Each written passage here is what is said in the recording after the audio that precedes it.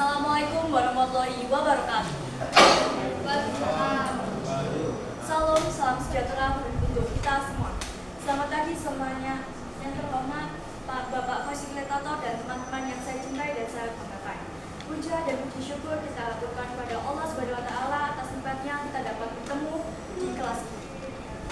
Salam serta salam kita curahkan kepada junjungan Nabi besar kita Muhammad SAW. Semoga kita dapat dilindungi di akhir nanti. Pada hari ini saya akan menyampaikan orasi saya, bebas tapi tak merdeka saat minoritas tak lagi bisa bersuara. Pada hari ini saya berdiri bukan sebagai perwakilan dari mayoritas atau minoritas sebuah agama. Saya berdiri sebagai pelajar, sebagai warga yang mencintai kedamaian. Teman-teman, perlu kita ingat, kita dikenal sebagai negara yang toleran, negara yang memiliki semboyan Bhinneka Tunggal Ika, yakni yang berbeda-beda tapi tetap satu jua. Tapi, apakah semua itu sudah terlaksanakan dengan baik? Atau hanya kita sekedar kita laporkan ke upacara bendera, lalu kita kemudian lupakan saat melihat perbedaan di antara kita? Saya di sini ingin membahas soal yang sering kita lupakan, sering kita abaikan, bahwa masih ada teman-teman kita di lingkungan kita yang berbeda agama kita dengan kita. Salah satu contohnya seperti Kristen, Katolik, Konghucu, Hindu, ataupun agama yang lainnya. Masih ada umat agama minoritas di negeri ini. Mereka berkesulitan untuk beribadah di tempat beribadah mereka sendiri. Di mana? Di tanah Indonesia, tanah kelahiran mereka. Sekarang sudah zaman era digital, 2020, bukan masa penjajahan. Mereka dibubarkan saat berdoa, saat mereka melantunkan ayat-ayat suci mereka. Mereka digerebek saat menyanyikan pujian-pujian. Bahkan ada yang ingin membangun tempat beribadahnya, namun tidak jadi. Karena kenapa? Karena izin yang bertahun-tahun tidak pernah diberi. Alasannya?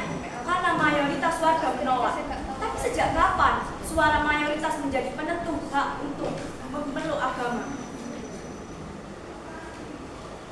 Teman-teman, jika kalian lupa, kita ada hak beribadah yang dijamin oleh konstitusi, dijamin oleh Pancasila, dijamin oleh Undang-Undang Dasar.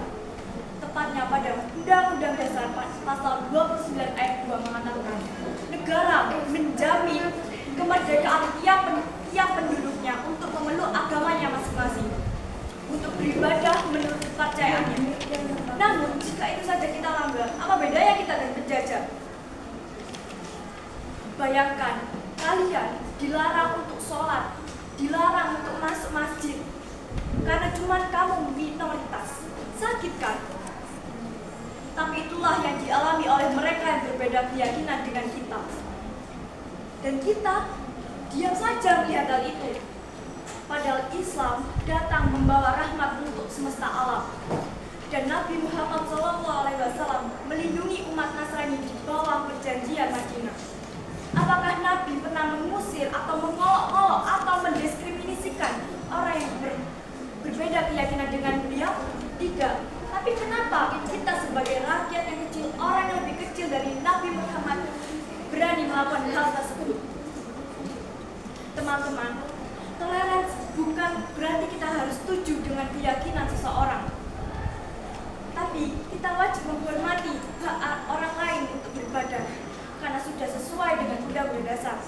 Sebagai orang yang berpikir logika, kita harusnya bisa membedakan apa hak. Dia bukan pilihan, karena saat satu agama ditindas, agama lain juga terancam. Kita bukan penjaga surga, kita bukan hakim Tuhan atau akhirat. Kita hanya orang biasa. Biarkan semua orang beribadah dengan damai. Indonesia milik semua. Merdeka bukan cuma bebas berbicara, tetapi juga bebas untuk beribadah.